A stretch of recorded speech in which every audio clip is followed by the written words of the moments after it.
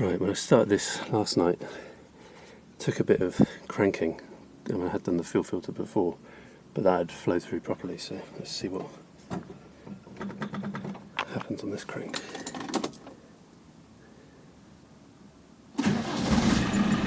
Okay, that's good.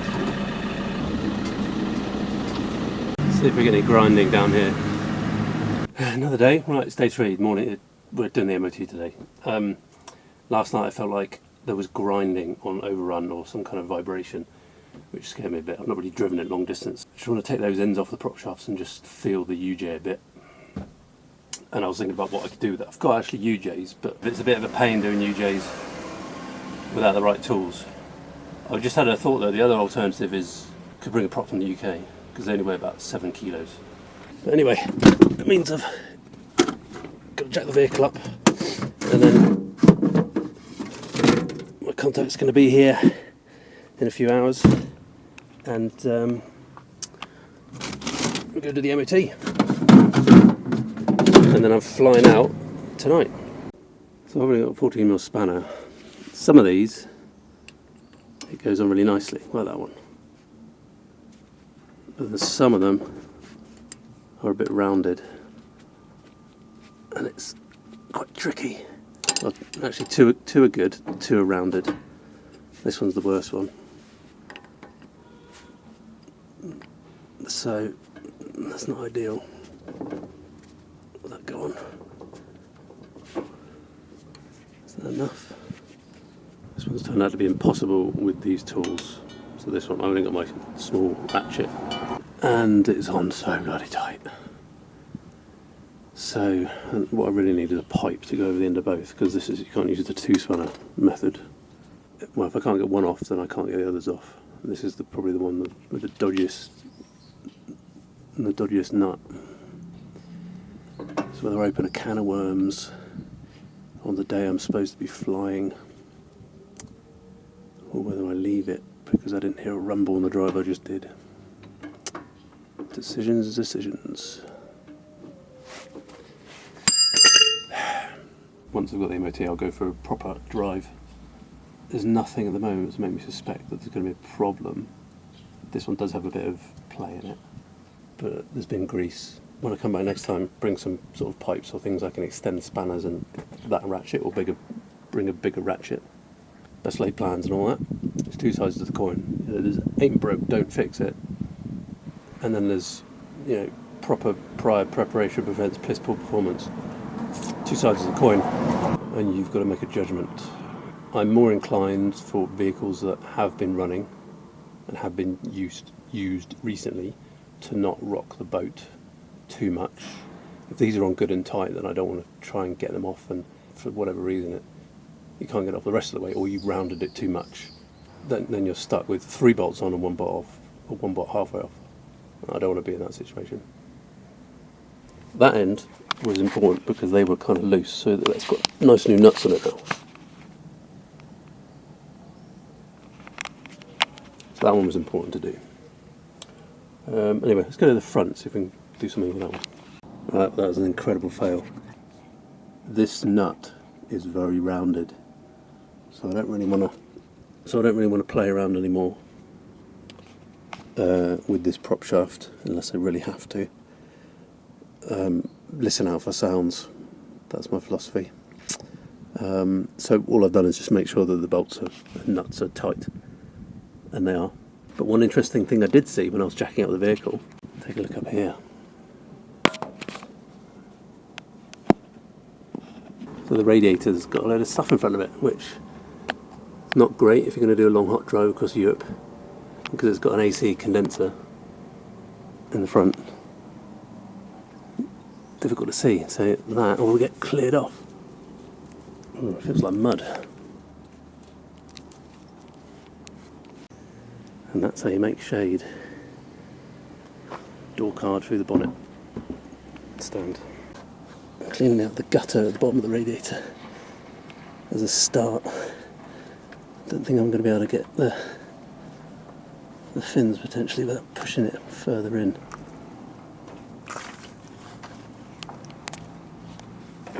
Scraping out with my electrical bulb tester. Right, it's time for the MOT. I'm joined by my contact, helping me out. So that's a 5-minute drive, temperature gauge, around about operating temperature really. Aircon blows, but it's not cold. Surprise, surprise. So we arrived and there's a power cut. So we'll have to come back later. Right, it's now 4 hours later or so, 3 hours later. Just been into the city to have some lunch and to do the power of attorney. Anyway, now I'm back for my MOT assessment. Let's hope it passes. So let me tell you how today went. We decided to leave the Land Rover there, got a taxi into the centre of Yerevan to go and do the power of attorney document. Basically, because my contact, the vehicle's registered in his name because he's a resident, I had to get this document that said that I have power of attorney over the vehicle, I can do absolutely anything with it.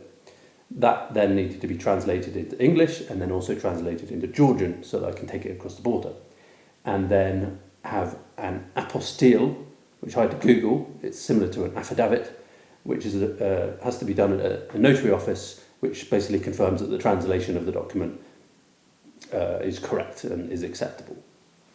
So we went and started that process and we got everything scanned. My contact had to stay and go to the notary office and sign in person basically because he's the one transferring ownership effectively. So I went back to the MOT station. What that consisted of, basically a long pit inside a kind of like as you'd imagine, an inspection station where cars drive in one end and out the other. There's a big pit in the middle, so you start off, you go into a rolling, some rollers. It was a single axle roller. There's a warning sign on the fuse box that basically says don't use it on a roller, a single axle roller. You're warned about this for MOT tests and brake tests. But this is what it basically was a brake test. So I put the front wheels on. He didn't really speak much English. All he could say was neutral, which was useful. And I can't really speak any Armenian. So drove the front wheels on. He's got sort of giving hang signals and then neutral, put it in neutral, and then the thing starts and it's only going quite slowly. So I think that's okay. That's acceptable for the centre diff. Then he was going like this. So I brake as hard as you can, and he was like, "Whoa!" So I pushed more, and then it was okay. And we moved on to the back wheels, and then he was like this, did the handbrake, and I pulled the handbrake on, and it sort of the rollers kicked it off forwards, reversed back on, and brake with the rear wheels. I didn't think the braking performance is that great, but it seemed to be okay. Then you go over the pit. He goes down underneath, and the right front wheel goes onto this like sort of turntable-y thing. The wheel sits in it, stop it rolling back forwards and backwards, and has a turntable thing. And from underneath, he's moving the steering left and right. So I'm sat in there, and the steering wheel's like whizzing round one way and the other. So checking the steering ball joints, I assume. I've checked all the track rod ends; they look all right. The drop-on ball joint, it's got a tiny bit of play. The boot's missing; it's covered in oil. It's not great. That would be an utter MOT fail for having play and for having the boot and for having the steering box leak. But it's acceptable here. I'm quite happy that it's acceptable to get me home. Then we moved forwards and he brought out the headlight beam checker. I had to roll forward a bit and he checked those and that was it. And then he said, point it out. He said, point it out, go back and come back in. So I went back in, handed me the certificate of the vehicle and that was it. I was done. So then it was all nice and road legal. So I went and filled up on fuel, £77, I think it was for, £76 for 77 litres, completely filling it to the brim, and so pretty cheap. But the diesel's not great quality, I don't think, because it comes from Iran. It was like 2 p.m, horrendous traffic, horrendous heat, but I decided to do a shakedown run to the airport. Just see what it's like, so I can actually drive this thing and get used to seeing what the clutch is like. At the moment, it feels kind of smooth. As long as you push down fully, it's feeling kind of smooth. Bit of a whine from underneath on power. When you come off power, it goes away. You only start hearing it about 14 kilometers an hour. I'm going at 44 or something at the moment.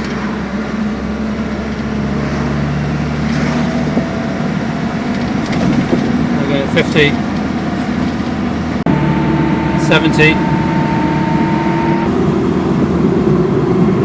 fifth gear. And it's I can only hit tyres now. Tyres is what's making, so I'm going 82.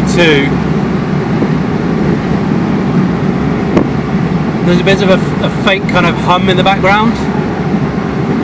That could be whatever the transmission thing is. But I mostly hear tyres.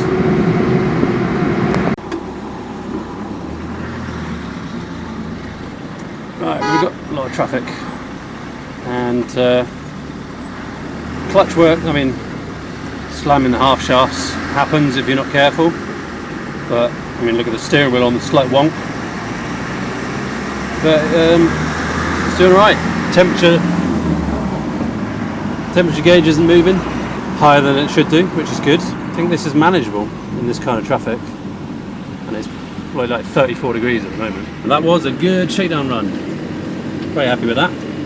I think that's very manageable. It's actually got less backlash than I was expecting, for considering the drive members splines have almost completely gone. Back in the back streets of Yerevan. So that was a 21 kilometre shakedown. Let's kind of debrief inside. And what did I learn from that? So basically this is the first time I've driven the vehicle other than just in second gear around the back streets. So I managed to get up to 80 kilometres an hour and into fifth gear on a short section of kind of highway, but there's a lot of traffic, there's a lot of stop-start traffic. Clutch pedal did surprisingly well. It is kind of down the bottom, but it's not impossible to get it in and out of gear. I think it's just becoming, once I get used to that style with the clutch, it'll be alright changing gear. The gearbox didn't feel particularly notchy. Second gear is a bit tough, but they all are in R380s. It didn't feel particularly difficult getting in and out of gear, and maybe because it all had warmed up or whatever, but it didn't feel particularly horrible. When you're stationary and you put the clutch down, you want to pull away, so you put the clutch pedal down and you put it into first, there's a bit of a clong, like there's a bit of a drag on the clutch as taking out the gear. That doesn't particularly seem like an issue that I would worry about. Gearbox is okay.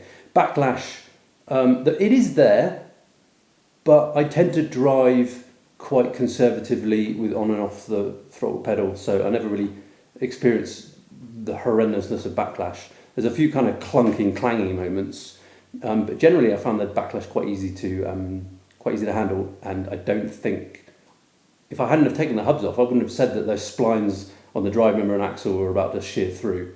It doesn't feel like that, but definitely it's going to make a big difference when I replace those, which I definitely think I want to. Steering wheel's off centre to the left, so I'm going to have to adjust that. Tends to track a bit to the right as well. Not 100% on that. It's quite difficult to check tracking depending on the curves and the camber on the road and things like that.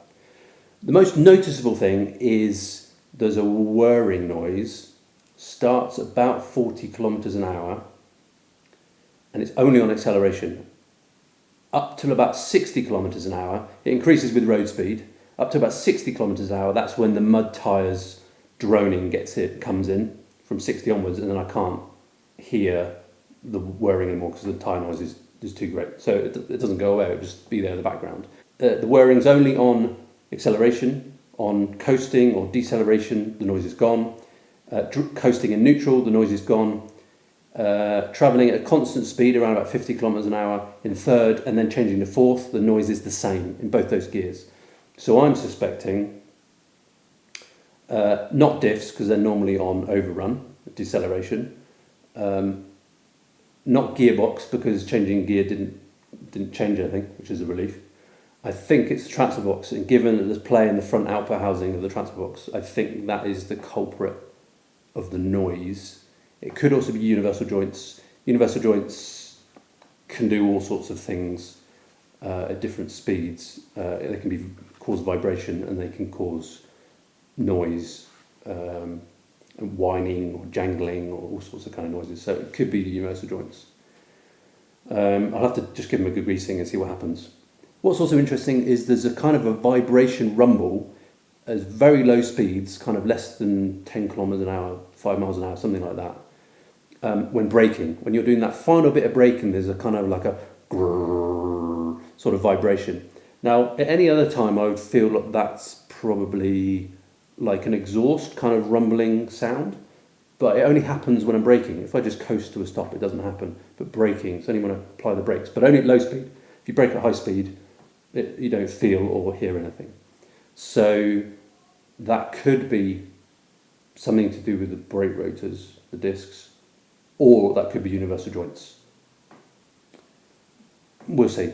So I've now got a baseline of all these noises, and I just need to monitor and see if any of them change, and that will really be the trigger point for me to understand whether something is going to be a problem. I will be greasing the universal joints every day, and we'll see if that changes any of the noises or vibration. I may bring out another front prop that I've got on the shelf, just to be on the safe side, just so I know that I've got a working prop, at least one working prop that I can put on if all else, all else shit hits the fan. There is one rounded nut on the front prop shaft. If it comes to it, that front prop may be a side of the road real bugger because of that. Yeah, so that's the summary of the vehicle. I am flying later today, so I'm going to be driving to the airport. Flights are like 4 a.m, so I'll be driving to the airport about midnight. Luckily all the lights work, and be flying out of here to return in a couple of weeks to then pick up the vehicle from the airport and get my head down and then head on out on the journey. Plus there'll be a few extra bits I've got to do, like viscous fan belt, that kind of stuff before I head off.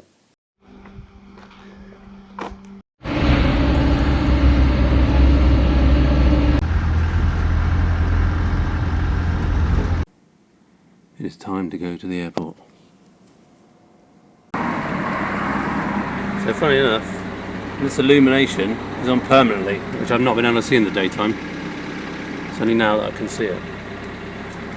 It's a similar problem to what it was with the side lights. Well, there we go.